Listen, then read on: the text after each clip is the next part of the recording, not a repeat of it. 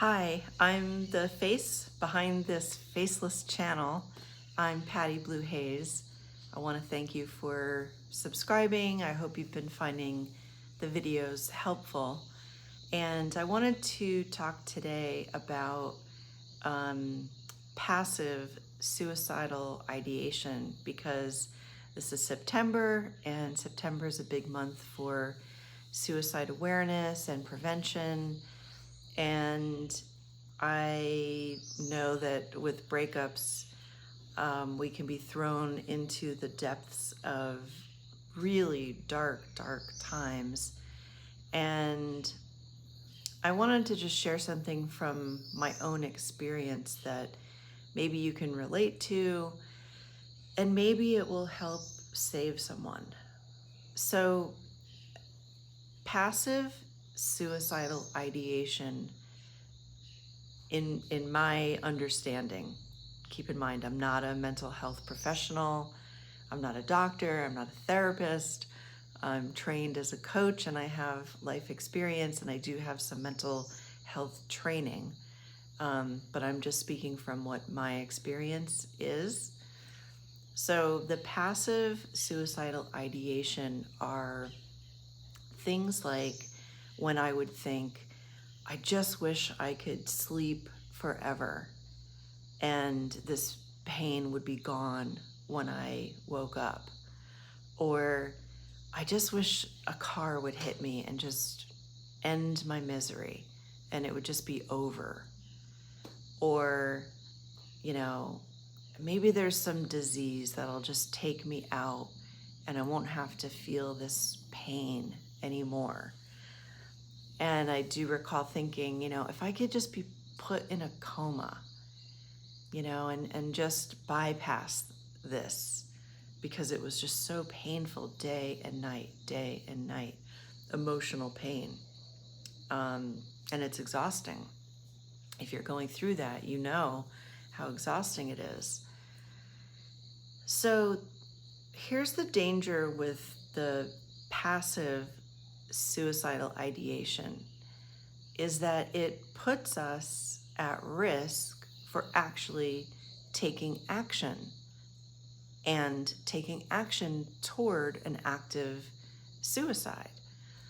In my 40s, my therapist would ask me directly, "Are you feeling suicidal?" And I would say no, honestly answering her because I didn't feel like I really wanted to end my life, but I really had to end that pain. And I didn't recognize that all of my self-destructive behavior was putting me at risk for then taking action on those passive suicidal feelings and thoughts. And so my attempt came very fast because it was something that kind of triggered that action.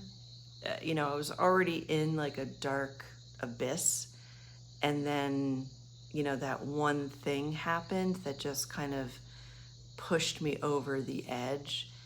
And I do feel like time just kind of froze, and I just feel like I had tunnel vision from that pain point.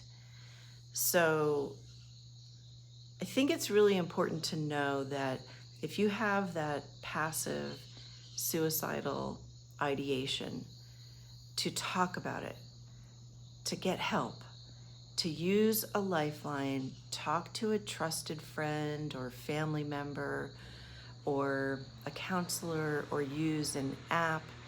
Because I think a lot of the times just talking about it helps so much, but it's that isolation that we feel when we feel like we're ashamed, for thinking of that, or bringing it up to someone. But most of us are going to go through some type of mental health crisis in our lives, and going through a breakup, or maybe, a loss of a best friend or fractured family relationships. I mean, whatever you're going through, you're obviously watching this video because there's pain, there's deep pain.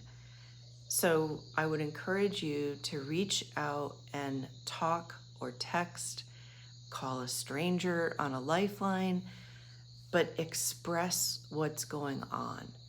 Or even just continue watching, some videos of people who have experienced something similar so that you don't feel so alone. And there's a really, really good video by Noah Elkreef that I'm going to link to if I can find it, where he talked about suicidal thoughts, and he had a method for dealing with them. I'll just leave that in the link, for you to go explore that on your own, but I think it's very valuable. Most of the time when you're in that dark hole, you're there alone. I didn't really want to tell anybody the depths of the despair that I was in, because I felt like I shouldn't have been in such pain, that I should be able to handle what was happening. And I felt like I'd be judged. I felt like people, maybe wouldn't understand, or maybe they'd think of me as being weak. And my self-esteem already had kind of tanked. So the thing is, though, is that you have to take that risk to get out of the isolation phase. And that's why I think it's very helpful to use online sources or those apps that you can be fairly anonymous and still get support. And then hopefully you can get to a point where you can tell, friends who you trust, or family members, if there are, some family members that you trust with that information. I think the fear that so many people have in talking about suicidal thoughts is that someone's going to call the police and you're going to get carried off to a psychiatric hospital. And if you've ever been to a psych ward, you know that nothing therapeutic or beneficial happens there. It's just a holding tank to keep you safe for a few days, or if you have good insurance, longer. But unless you actually have like a very active, plan in place, it's highly unlikely in the United States, and obviously depending on the state, depending on the city, the town, and all of that, it's very unlikely that, the police would be called. So like if you call a lifeline, their main goal is to just help you kind of, mentally calm down a bit and have that intense thinking, those intense emotions, just to have those alleviated a little bit. They don't really want to call the police. There are times, obviously, like if you have, some type of imminent plan, or, have taken something, and medical intervention is necessary, that's appropriate. But you should feel safe in at least making that call, or, using that text app. There's also a lot of mental wellness apps that you can track how you're doing day to day. There are AI interactive journals. I mean, they're really advanced, these apps, and I think they can be a great source of comfort and support as well. So the point is to do something, because staying in that isolation bubble, in that dark pit of despair and pain, you can't get out of that necessarily by yourself. You're going to need something external to help you, just lift you up a little bit from that place. Yes, it's a big risk to take, to ask for that help. Um, but, no one else is really coming to our rescue. And suicide is a permanent, permanent choice for pain that is temporary. It doesn't feel like that in the moment, but logically, realistically, when you look back over your life, you weren't always feeling like you're feeling right now. I know I wasn't. I had great days in my life. I had extreme joy. I had great happiness. I had times where I felt so happy to be alive and had good connections, and I felt loved, and I felt, part of society. But then something happens, and we then are on that downslope into that dark pit by ourselves.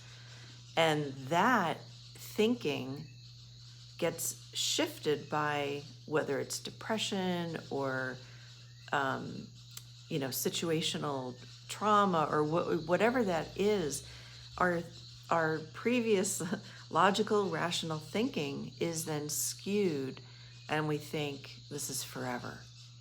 This is now permanent. I'm going to permanently feel like this. And that is not true, because we have evidence from our past that it's not forever. It's very tricky, as you know. I mean, if you've had, passive suicidal thoughts, or if you're actively thinking, because that pain is so great, I know that I felt like the only way to end that anguish, that spiritual and emotional and mental anguish, was to, cease the living mechanism where all those functions happened. In hindsight, I do wish that I'd known that I was really at risk for taking action on suicidal thoughts and the passive things. I was actually actively in self-destructive mode, very high-risk behavior, over drinking. I was drinking and driving. I was reckless, careless, reckless, kind of on a death wish, really, very risky behavior, and understanding that I could be putting myself at risk, but not really caring, and kind of in a way, hoping like, well, maybe this will just be the end. So in hindsight, I wish that I'd recognized that I was at risk, and could have, told my therapist. I was seeing a therapist like twice a week, I think, at that point. And I really feel like if there had been a place that I could have gone to for like a week or 10 days, not a psych hospital, because those aren't very nurturing, but some place that was like a safe house that I could have gone. I don't even know if this exists, but, where you can have therapy, intensive kind of therapy, physical movement to help, with the emotions, maybe some deep meditation, hypnotherapy, techniques that are kind of aligned with brain waves. I mean, just something that was very intensive, and where people actually cared and were concerned about emotional and spiritual health. And where I would have been away from substances, and where there would be like healthy food, just a safe place where you're not in danger to yourself. So I don't know if that exists, but I know that you can create something like that if you have a friend come stay with you, or a family member, could be a distant relative. I had a cousin come stay with me at one point, during this very dark time. And it was very helpful to have her there. And so you can reach out to someone to come stay with you, or maybe you go stay with someone and put some specific parameters on their time with you or your time with them. You've got to be very clear, kind of be very honest with yourself and let them know, um, you know, I don't want to be drinking. I don't want to take any substances. I don't want to be on my phone and, stalking social media. I don't want to be texting or calling a certain person. And so at least that family member or friend knows exactly how they can help you through this time. And people will often ask, when you're going through a hard time, is there anything I can do? Do you need any help? And I've learned that we have to ask for specific things. And so maybe for one person, you have them come over and you cook a meal together, or maybe you ask them to bring you, some soup or a pizza, or come and watch a funny movie with you. And someone else, you might, go for a walk. Definitely don't meet people at bars. Just stay away from substances as much as possible, unless they're fairly innocuous, like sugar, gluten, carbs. That's fine, because that just makes things worse. It absolutely makes things worse. There's going to be pain. There's going to be that deep emotional pain, but being in a kind of safe space to let that out is the path toward healing and recovery. We don't like to feel pain as human beings. We'll do anything to avoid it, but letting it out, it passes through us. You know that when you cry, you feel better after crying. And so curl up in a ball, cry, scream, let it out. If there's anger, throw stuff, chop wood, let that out. Do kickboxing, climb a tree, something very physical and strenuous.